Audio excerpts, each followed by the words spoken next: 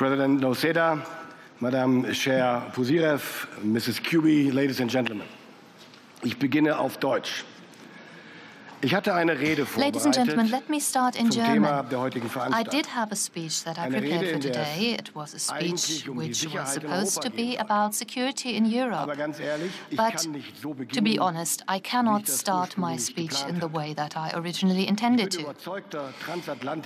I am a staunch believer in the Transatlantic Alliance, and I am a staunch ally and friend of America. The American dream is something that has always fascinated me and influenced me, and this is why I cannot just ignore what we heard before. I cannot not comment on the speech we heard by the US Vice President. We fight for your right to be against us. That is the motto, one of the mottos of the Bundeswehr, and it stands for our democracy. This democracy that was just called into question by the US Vice President, and not just the German democracy, but Europe as a whole. He spoke of the annulment of democracy, and if I understood him correctly, he compares the condition of Europe with the condition that prevails in some authoritarian regimes. Ladies and gentlemen, this is not acceptable.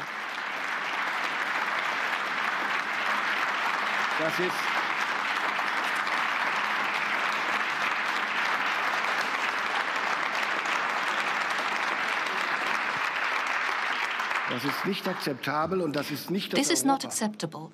This is not the Europe, not the democracy where I live and where I conduct my election campaign right now. And this is not the democracy that I witness every day in our parliament. In our democracy, every opinion has a voice. And it makes it possible for parties that are partly extremists, such as the AfD, and they can campaign just as any other party. This is democracy. And if the Vice President had the opportunity to switch on his TV set when he arrived yesterday, he would have seen one of those candidates in primetime TV. By the way, we even admit media that spread Russian propaganda, and the representatives of the federal government answer their questions. Nobody is excluded. But democracy does not mean that a vociferous minority will automatically be right, and they cannot decide what truth is. It does not mean that anyone can say anything, and democracy must be able to defend itself against extremists that try to destroy it. I am happy to live in Europe where this democracy is defended every day against its internal and external enemies.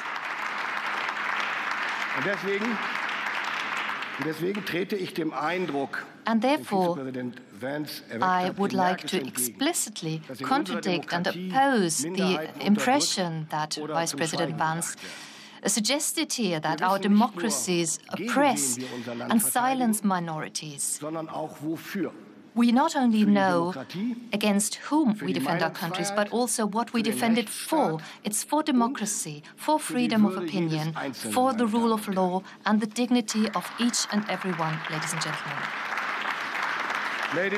Ladies and gentlemen, but unlike the Vice President, I would also like to focus my speech on the most pressing questions of European and transatlantic security. The last days have confirmed what many had speculated for months. The United States are pushing for a quick peace settlement between Russia and Ukraine, and they expect Europe to take the lead in securing any agreement that follows. These negotiations can be a turning point for our continent and for transatlantic relations, a historic turning point that can go into very different directions. The choices we make now will determine whether we live in peace or in crisis. They will determine our future and the future of the next generation in Europe, but also beyond. We must ensure that Ukraine is not left alone, ladies and gentlemen, because one thing remains unchanged. There will be no lasting peace in Europe without a strong and free Ukraine. There will be no sustainable rules-based order if aggression prevails. We must equally make sure that Russia does not emerge from this war as an even bigger threat than before. A fragile peace that only postpones the next war is not an option. Yesterday, there was strong consensus among NATO allies that imperialist powers will only respond to deterrence and strength, be it in Europe or in the Indo-Pacific. Therefore, we must and we will negotiate from a position of strength. Three things are crucial for that. First, European and Ukrainians must play an active part in the negotiations. Only united we will be able to stand strong. Only united will we negotiate a stable and long-lasting peace. Second, Ukraine needs to negotiate from a position of strength. Germany will therefore remain the largest supporter of Ukraine on this continent. And we will continue our engagement in the near future and beyond. Third, the transatlantic alliance must not take anything off the table before the peace talks have even started. Discussions about Ukraine's NATO membership or territorial issues must take place at the negotiating table with careful consideration and in close coordination among allies. At the same time, Secretary Hexet made it very clear that the US will remain engaged in NATO and in Europe. But the recent statements are also a strong reminder of what has been clear for many years, if we are honest. We Europeans have to contribute the lion's share to conventional deterrence and defense in Europe. We need to shape the reality we live in before it shapes us. Yesterday in NATO, we agreed to develop a roadmap.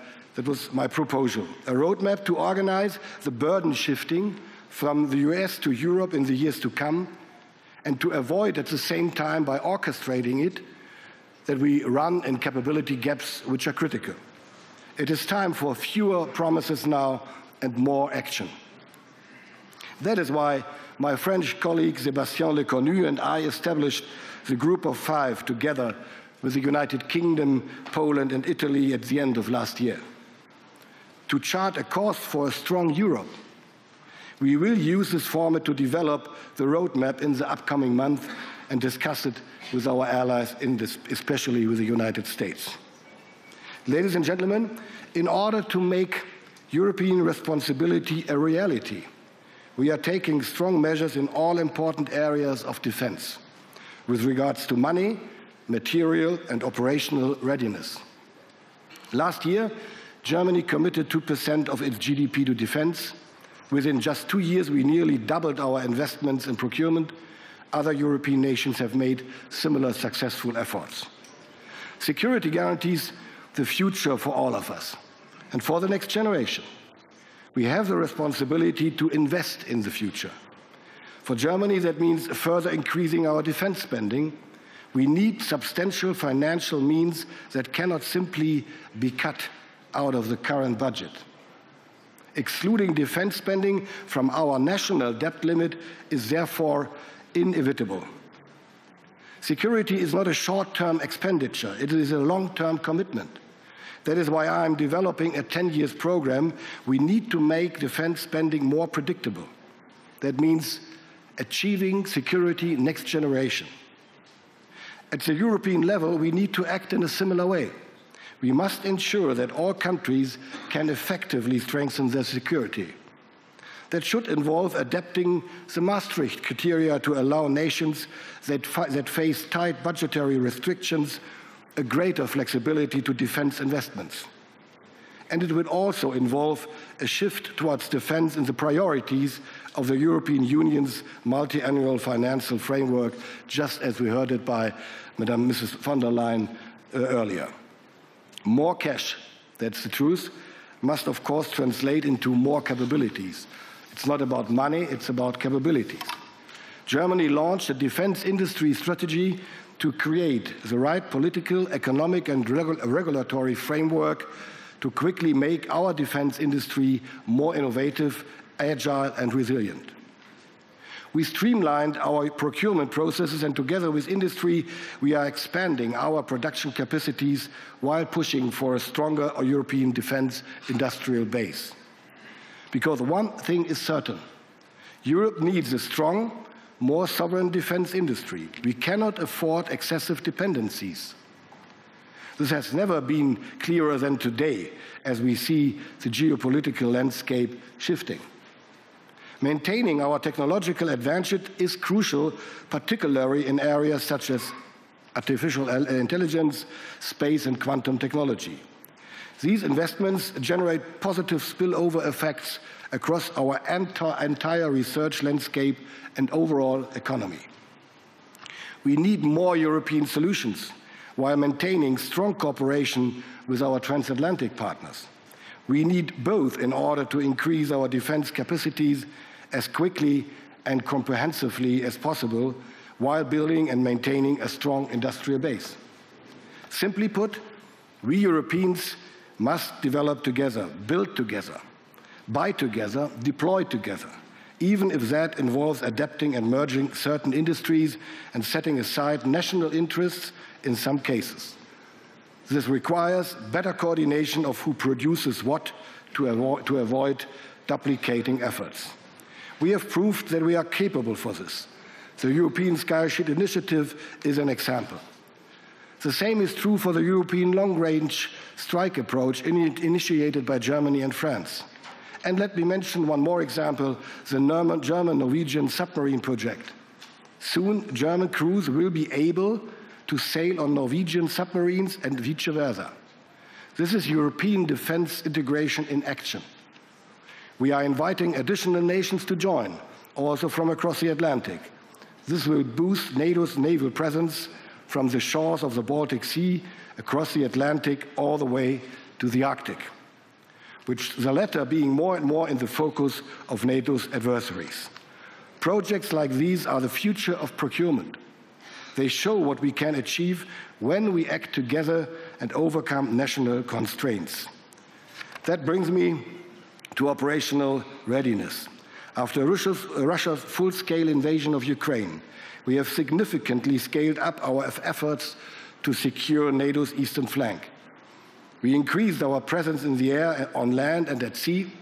As of this year, 35,000 personnel stand prepared at the highest readiness levels to defend NATO's territory if needed. In Lithuania, we are moving from a rotational to a permanent presence. Together with our allies, we have as many as 1,400 boots on the ground today as part of the multinational battle group Lithuania.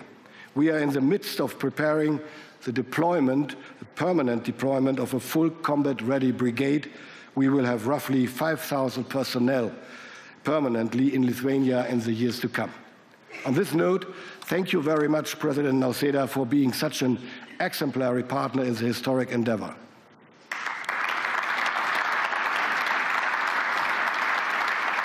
But our commitment on the eastern flank does not and will not stop in Lithuania, also and especially after a potential peace in Ukraine.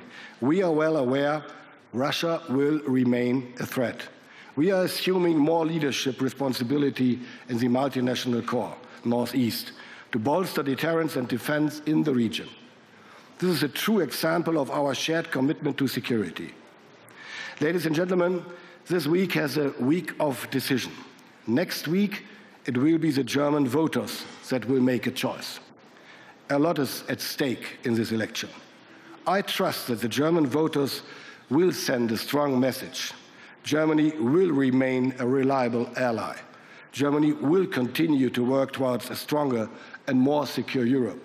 And Germany will continue to take on more responsibility and leadership in Europe. The challenges of the coming months and years will be enormous, but so is our ability to tackle them. As long as we stand together, as long as we remain committed to our security and our values of liberal democracy, I have no doubt the future is ours to shape.